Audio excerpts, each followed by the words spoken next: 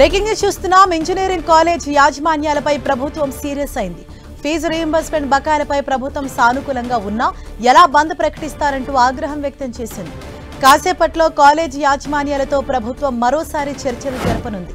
ఈ క్రమంలోనే కాలేజీ విద్యా వ్యవస్థ నాణ్యతపై గతంలో ఇచ్చిన విజిలెన్స్ రిపోర్టును ప్రభుత్వం పరిశీలించింది. బీఆర్ఎస్ హయాంలో విద్యా వ్యవస్థ నాణ్యతపై విజిలెన్స్ అధికారులు రిపోర్ట్ ఇచ్చారు. దీనిపై మరింత సమాచారం మా ప్రతినిధి తిరుపతి చారి మనకు అందిస్తారు. చారి, హరీష, మొత్తానికి ఏదైతే ఉన్నత విద్య సంబంధించిన కాలేజీలు ఉన్నాయో ఆ కాలేజీలన్నీ కూడా ఈ రోజు బంద్ కు నోటీస్ ఇచ్చాయి. ఈ బంద్ నోటీస్ పై ప్రభుత్వం సీరియస్ అయింది.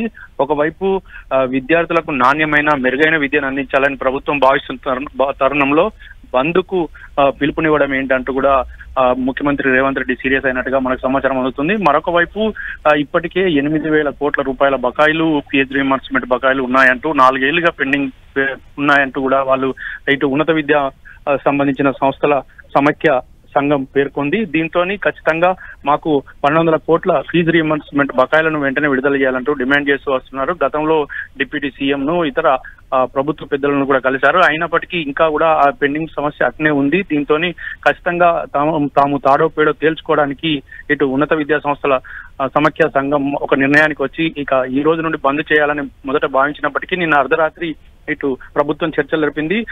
బట్టి విక్రమార్క నేతృత్వంలో చర్చలు జరిగిన నేపథ్యంలో ఇక ఈ రోజు బంద్ను విరమించుకున్నారు. అయినప్పటికీ ఖచ్చితంగా మాకు ఫీజు రీయింబర్స్మెంట్ బకాయిలు కొంతమేరకైనా విడుదల చేయాలంటూ కూడా వాళ్ళు డిమాండ్ చేస్తున్న పరిస్థితి ఉన్నది. ఈ క్రమంలో ప్రభుత్వం వారికి సానుకూలంగా స్పందించింది.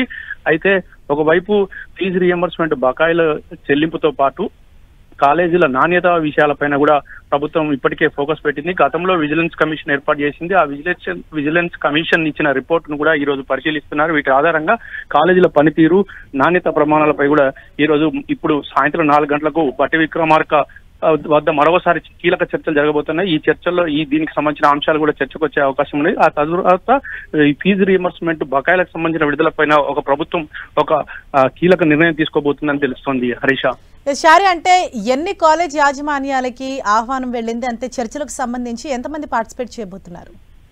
అయితే ఇందులో ఉన్నత విద్యకు సంబంధించి ఫార్మా, ఎంఫార్మా, అదేవిధంగా ఇంజనీరింగ్, మరొక వైపు బీఈడ్ కాలేజీలకు సంబంధించిన దాదాపు 1000 కాలేజీల యాజమాన్యాలకు సంబంధించి ఒక సంఘం ఏర్పడ్డది. ఇది ఉన్నత విద్యా సంస్థల సమైక్య సంఘంగా ఏర్పడ్డది. ఆ సంఘం సభ్యులు దాదాపు 50 మంది వరకు ఉన్నారు. 50 మంది కూడా సభ్యులు నిన్న రాత్రి కూడా బట్టి విక్రమార్కతో భేటీ అయ్యారు.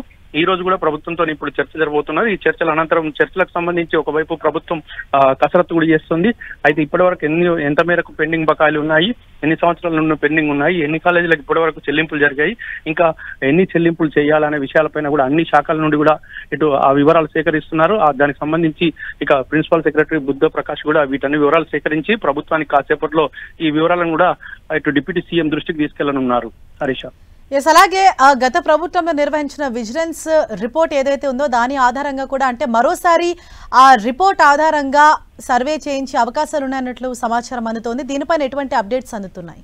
ఖచ్చితంగా ఇప్పటికే విజిలెన్స్ నివేదిక ఆధారంగా ఈ కాలేజీల నాణ్యత ప్రమాణాలు ఏ విధంగా ఉన్నాయి, వాటిని పెంపొందించడానికి ఎలాంటి చర్యలు చేపట్టాలనే దానిపైన కూడా ప్రభుత్వం ఒకవైపు కసరత్తు చేస్తున్న క్రమంలో ఈ రోజు ఈ అంశం తెరపైకి రావడంతో ఖచ్చితంగా ఫీజు రీయింబర్స్మెంట్ బకాయిల్లో భాగంగా కొంత చెల్లింపు చేస్తామని ప్రభుత్వం హామీ ఇచ్చే అవకాశం ఉంది. అది ఏ తేదీలోపు చెల్లిస్తారనే విషయంపై ఒక స్పష్టత ఇచ్చే అవకాశం ఉంది.